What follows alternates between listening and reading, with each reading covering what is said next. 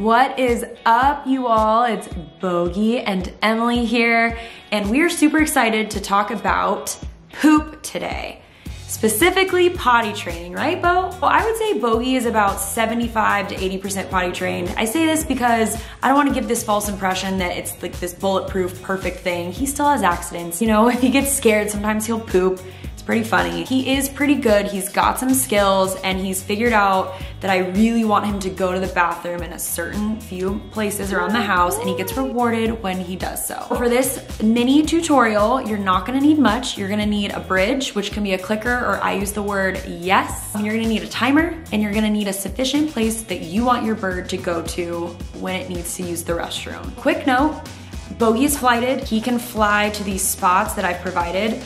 If your bird is clipped, this is gonna be a bit different because you're really gonna have to focus on their body language, and you're probably going to have to be the one to move them to their toilet because they're not gonna be able to necessarily get there. You never ever want to inhibit your bird from pooping. You never wanna grab their butt and say no or prevent them from going. This can cause health problems. What you wanna do is encourage them to go, but in the space that you've allowed for the potty. Step one is, like I just said, to identify what your bird's body language is going to be like before they poop or during the process. So Bogey does like a two-step, he puffs up, he kind of does a squatty wiggle, and sometimes he'll get distracted and he'll do it again. But that to me, I know also when he gets really restless.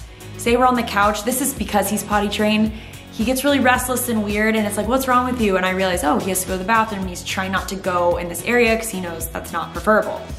So knowing that body language is huge. Step two is going to be figuring out your bird's pooping frequency. So that basically means you wait till your bird poops, you get out your timer, you wait till they poop again, and you see how long that takes. So Bogey is about 10 to 15 minutes, 15 minutes being like, if I'm lucky, I'd say 10 to 13 minutes is his pooping frequency.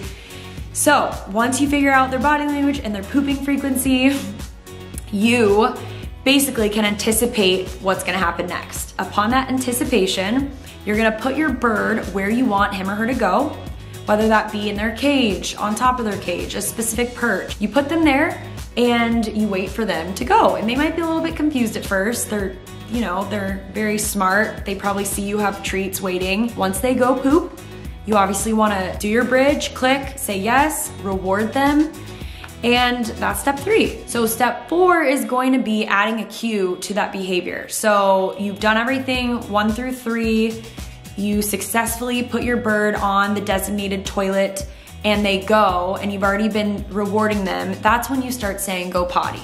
So they're gonna start associating your words with everything else that's going on, and they're gonna realize she wants me to go to the bathroom in this area. It takes a lot of time and practice. It's not gonna be dialed in overnight. It took me a really, really long time to kind of like get to the point that Bogey is at now with his training, which I'm really proud of him because he's pretty good at knowing where to go. I would recommend putting up enough places that's okay for your bird to go, just so it's less likely they're gonna make a mistake if they have more variety and more opportunity to go to the bathroom. So I have a variety of perches up around the house. I put newspaper below them.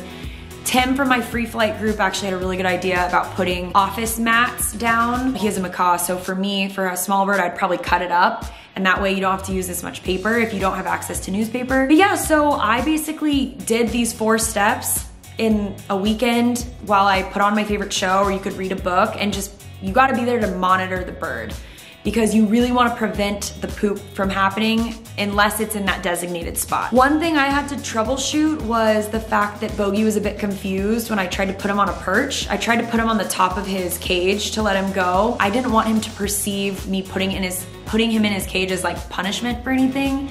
Not that his cage is punishment. How I kind of combated the confusion was that I did all the steps, I timed him when it was about 9 to 10 minutes. I was like, okay, he's probably gonna need to go to the bathroom.